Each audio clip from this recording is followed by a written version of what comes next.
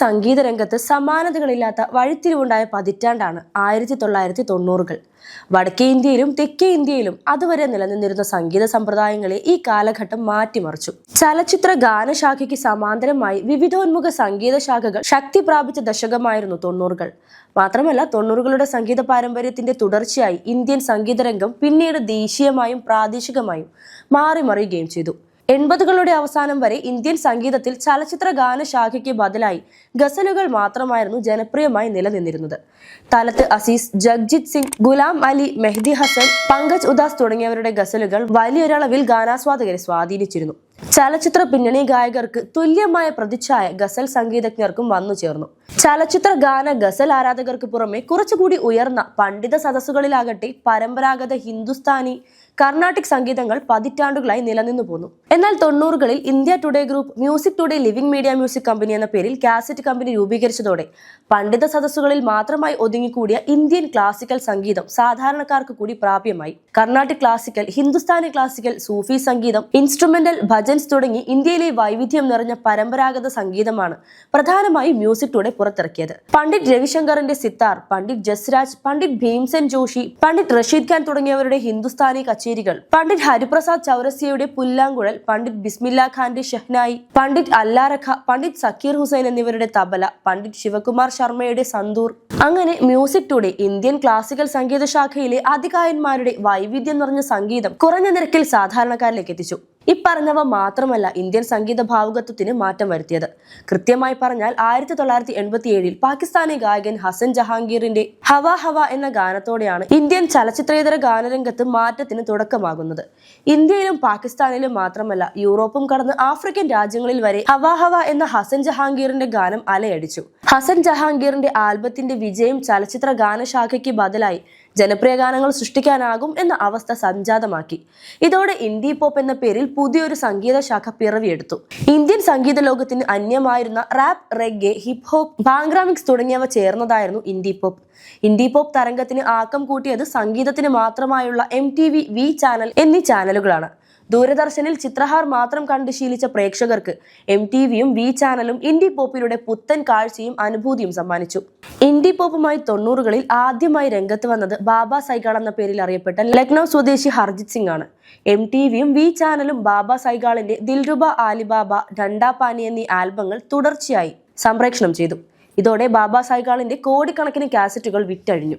ബാബ സൈഗാളിന് പിന്നാലെ British ഇന്ത്യക്കാരനായ Steven Kapoor എന്ന Apache Indian ഹിന്ദിയിൽ റെഗെ ഗാനങ്ങൾ അവതരിപ്പിച്ചു. പരമ്പരാഗത പഞ്ചാബി ഗാനശാഖയായ ഭാംഗ്രയെ കൂട്ടുപിടിച്ചുള്ള അപ്പാച്ചെ ഇന്ത്യന്റെ റെഗെ പരീക്ഷണം ഹിറ്റായി.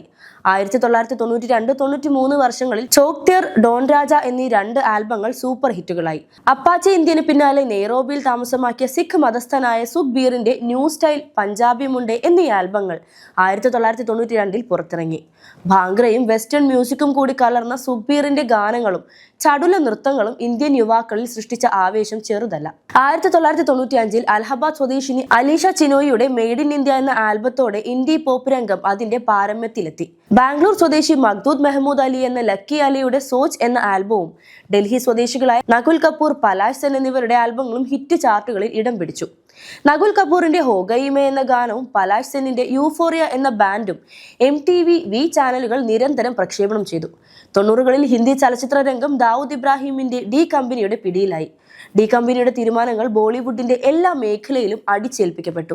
സംഗീത രംഗത്തും അതിന്റെ പ്രതിഫലനമുണ്ടായി. ദാവൂദിന്റെ വരവോടെ 90-കളുടെ തുടക്കത്തിൽ വരെ സജീവമായിരുന്ന സംഗീത സംവിധായകരായ രാം ലക്ഷ്മൺ, ബാപ്പി ലാഹിരി തുടങ്ങിയവർ പിൻവാങ്ങി. പകരം നദീം, ശ്രാവൺ ജോഡി ഹിന്ദി ചലച്ചിത്ര സംഗീത സംവിധാന രംഗത്ത് ചുവടുറപ്പിച്ചു. ആഷിക്കി അടക്കം തുടർ ഹിറ്റുകൾ സമ്മാനിച്ച നദീം ശ്രാവൺ 7 വർഷമാണ് ഹിന്ദി ചലച്ചിത്ര ഗാന മേഖല അടക്കി വാണത്. അനുരാധ പട്വാൾ, കുമാർ സാനു, അൽക്ക യാഗ്നിക്, ഉദിത് നാരായൺ തുടങ്ങിയ ഗായകർ ഈ കാലഘട്ടത്തിൽ സജീവമായി. എന്നാൽ ടി സീരീസ് കാസറ്റ് കമ്പനിയുടമ ഗുൽഷൻ കുമാറിന്റെ കൊലപാതകത്തോടെ ഈ സമവാക്യങ്ങൾ മാറിമറിഞ്ഞു. ജ്യൂസ് വിൽപ്പനക്കാരനും സംഗീതപ്രേമിയുമായ ഗുൽഷൻ കുമാർ 1983 ടി സീരീസ് എന്ന പേരിൽ കാസറ്റ് കമ്പനി രൂപീകരിച്ചത്. കാര്യമായി ലാഭമൊന്നുമില്ലായിരുന്ന ടി സീരീസ് 90കളുടെ തുടക്കത്തിൽ ഒറിജിനലിനെ വെല്ലുന്ന ഡ്യൂപ്ലിക്കേറ്റ് കാസറ്റുകൾ പകുതി വിലയ്ക്ക് കരിഞ്ചന്തയിൽ കച്ചവടം നടത്തിയാണ് ബോളിവുഡിൽ ശക്തി പ്രാപിക്കുന്നത്. ദൂരദർശനിൽ രാമായണം സംപ്രേഷണം ചെയ്തതോടെയുണ്ടായ ഹിന്ദു ഉണർവിനെ ടി സീരീസ് ഉടമ ഗുൽഷൻ കുമാർ ബുദ്ധിപരമായി മുതലെടുത്തു. 100 കണക്കിന് ഹിന്ദു ഭജൻസ് ആണ് ഗുൽഷൻ കുമാർ ആ കാലഘട്ടത്തിൽ പുറത്തിറക്കിയത്. സോനു നിഗം, അനുരാധ പട്വാൾ തുടങ്ങി ഒട്ടേറെ പുതുമുഖ ഗായകരെ അണിനിരത്തിയായിരുന്നു ഗുൽഷൻ കുമാറിന്റെ നീക്കങ്ങൾ. മിക്ക ഭക്തി ആൽബങ്ങളിലും ഗുൽഷൻ കുമാർ തന്നെയാണ് നായകനായി എത്തിയത്. ടി സീരീസ് കാസറ്റ് കമ്പനിയുടെ വിജയത്തെ തുടർന്ന് ഗുൽഷൻ കുമാർ ഹിന്ദി സിനിമാ നിർമ്മാണ മേഖലയിലേക്ക് കടന്നു. ലാൽ ദുപ്പട്ട മൽക്ക എന്ന സിനിമയായിരുന്നു തുടക്കം.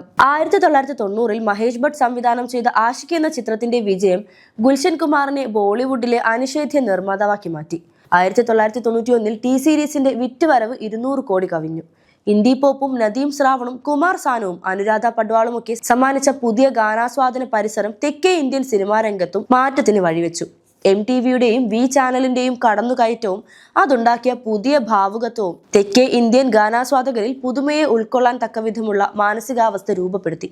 90കളുടെ തുടക്കത്തിൽ AR റഹ്മാന്റെ വരവോടെയാണ് തെന്നിന്ത്യൻ ചലച്ചിത്ര ഗാനരംഗം മാറി മറിയുന്നത്. KJ Yesudas, SP Balasubrahmanyam, S Janaki, KS ചിത്ര, ഇളയരാജ തുടങ്ങിയവർ അടക്കിവാണ തെന്നിന്ത്യൻ ചലച്ചിത്ര രംഗം AR റഹ്മാന്റെ വരവോടെ അടിമുടി മാറി.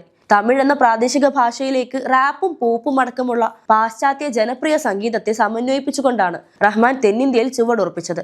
ഏത് ഭാവത്തിനും സ്വരത്തിനും യേശുദാസും SP ബാലസുബ്രഹ്മണ്യവും S ജാനകിയും ചിത്രയും എന്ന പരമ്പരാഗത സമവാക്യം AR റഹ്മാൻ തകർത്തു. ഭാവത്തിനും സ്വരത്തിനും പറ്റിയ ഗായകരെ കൊണ്ട് പാടിക്കുക എന്നതായിരുന്നു റഹ്മാന്റെ ശൈലി. ഇതോടെ അതുവരെ കേട്ടുകേൾവി പോലുമില്ലാതിരുന്ന വലിയൊരു സംഘം ഗായകർ യേശുദാസിനും SP ബാലസുബ്രഹ്മണ്യത്തിനും S ജാനകിക്കും KS ചിത്രയ്ക്കും ബദലായി ഉയർന്നു വന്നു.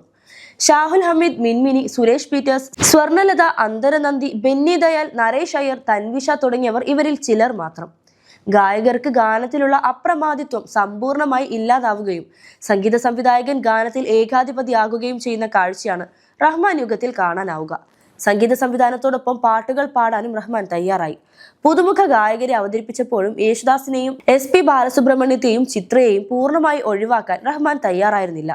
വല്ലപ്പോഴുമൊക്കെ ഇവർക്ക് റഹ്മാൻ പാട്ടുകൾ നൽകി ചേർത്തു നിർത്തി.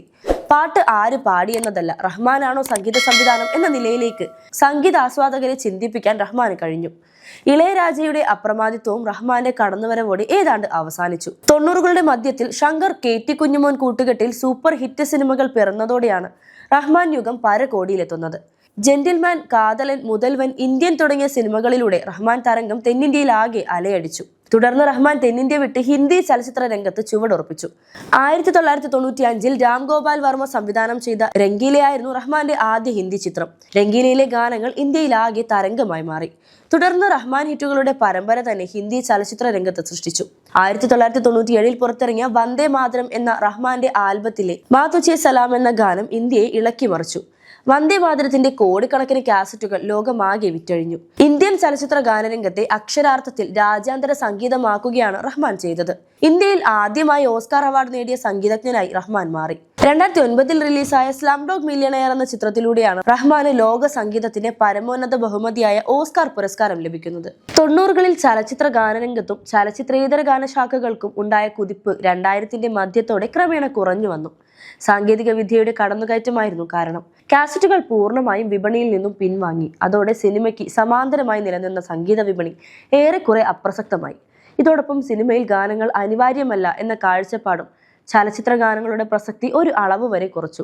2025-ൽ തിരിഞ്ഞു നോക്കുമ്പോൾ ഇന്ത്യൻ ചലച്ചിത്രേതര ഗാനശാഖ 90കൾ പോലെ സജീവമല്ല എന്ന് ഉറപ്പിച്ചു പറയാനാകും.